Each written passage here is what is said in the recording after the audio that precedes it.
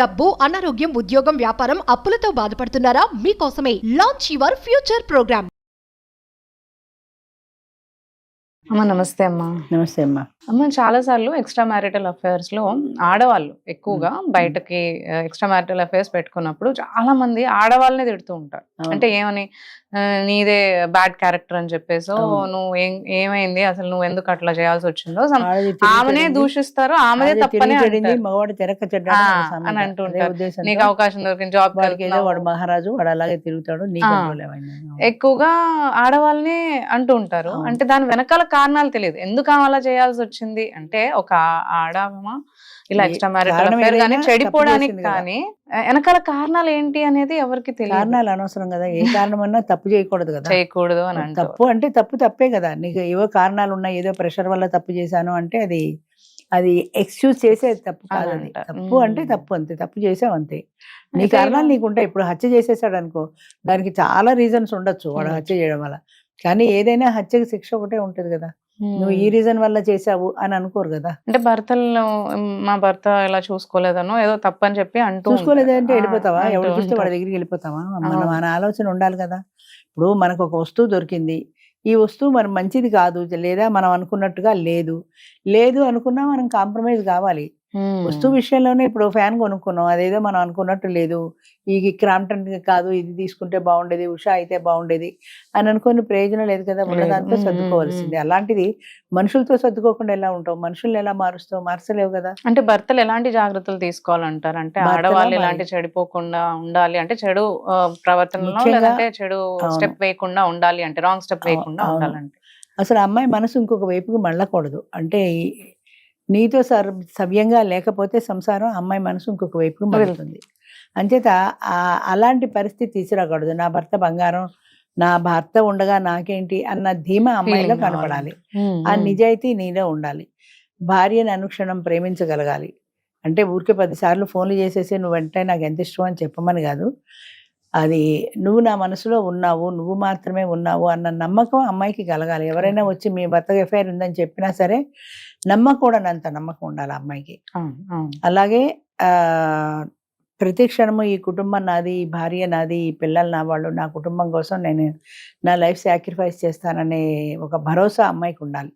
నీకు ఏ కష్టం వచ్చినా నేనున్నాను అండగానే భరోసా ఉండాలి. ఇప్పుడు అమ్మాయి హాస్పిటల్కి వెళ్ళాలనుకో, బాగాలేదనుకో, సరే వెళ్ళరా అనేసి వెళ్ళిపోవడం కాదు.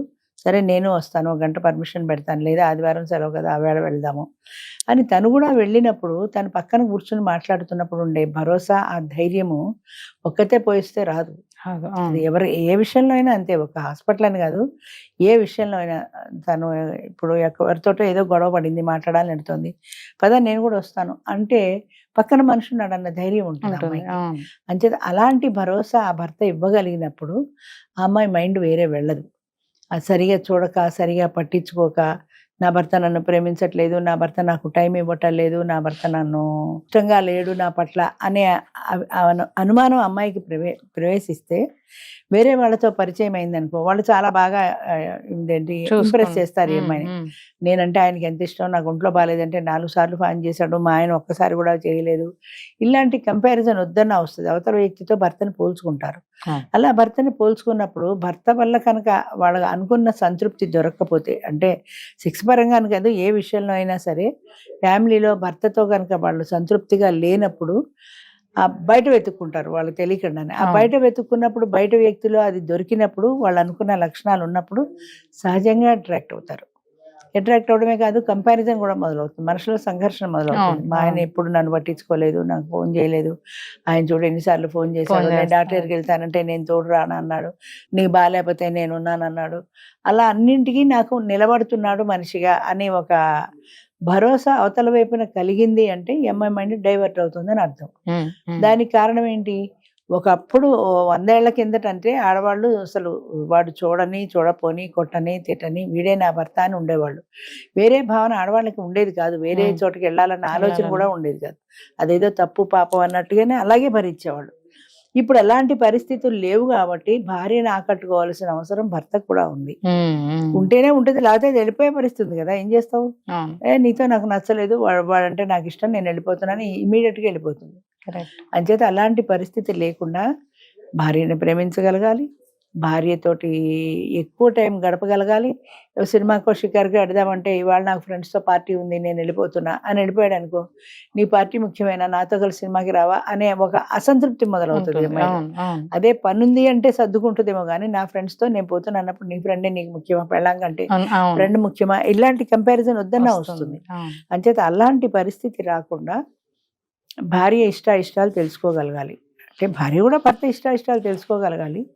అలాగే భార్య ఇష్టానికి అనుకూలంగా మలుచుకోగలగాలి. అంటే ఇవాళ తను ఏదో సరదా పడింది కదా, రేపు వెళ్దాంలే ఫ్రెండ్స్తో, లేదా ఈ అమ్మాయికి నచ్చ చెప్పుకుని ఇవాళ నేను పార్టీకి వస్తానని మాట ఇచ్చేసాను కదా వాళ్ళకి, రేపు నేను తప్పకుండా సినిమా తీసుకెళ్తాను, ఇవాటికి మనం అడ్జస్ట్ అయిపోదాం అని అనునయంగా చెప్పుకుంటే సర్దుకుంటుంది. అలా కాకుండా నాకు పార్టీ ఉంది నేను రాను, పో నువ్వు పోతే పో, నువ్వు పో నీ ఫ్రెండ్స్తో నేను వద్దన్నానా అన్నప్పుడు తప్పకుండా ఎవడో బాయ్ ఫ్రెండ్ని తొక్కునే పరిస్థితి వస్తుంది.